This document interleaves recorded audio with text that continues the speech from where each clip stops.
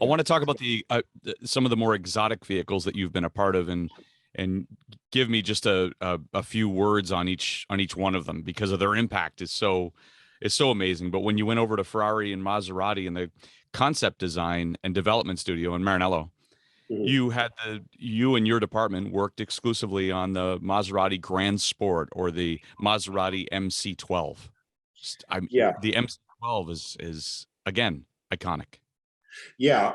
I've been hearing lately a term for that, Jason, which kind of I've never thought about it that way, but it does make a lot of sense. They're calling it a unicorn, which we all know what that Uh, means. But know what that means. I do see it now as such, because I've never seen one running on the road probably for the last 10 years, you know. Hmm. Eh, and that's that presence of that car is enormous. I mean, it's obviously it's based off an existing platform that's been modified, the Ferrari Enzo, but it's been lengthened in wheelbase and overall length, and there's quite a few things that make it quite different from the Enzo. A lot of people just think it's a rebodied Enzo, which it's not.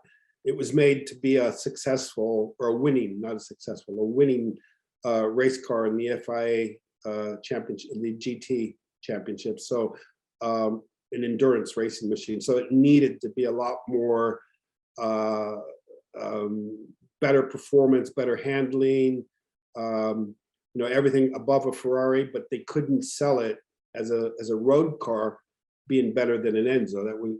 Ferrari, Maserati has to play second fiddle to Ferrari. So in that sense, it was always a little bit lower than the performance level on the road car than the Ferrari Enzo. But when you did bang it up to that race version, it was a monster.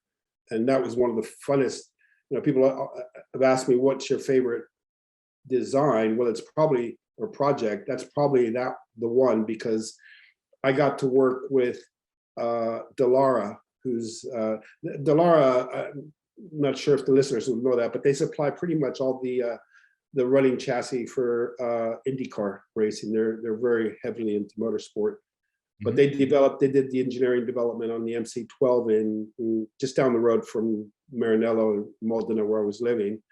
And I was there for 4 months constantly developing it with their engineering team. And we turned out a race car that on paper it was ferocious, but we thought, if it performs like it looks like on paper, it's going to be pretty exceptional, which it turned out to be.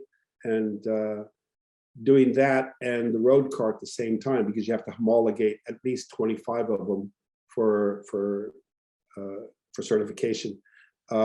That was the fun part, doing the race car and the road car at the same time.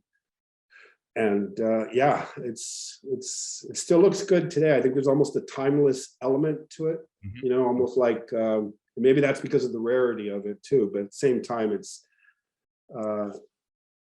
it doesn't look modern in the sense of how you would design a car today, obviously, because we have a lot better methods of production and tooling, everything. But that rawness is there, which is something that we miss today, I think, in design.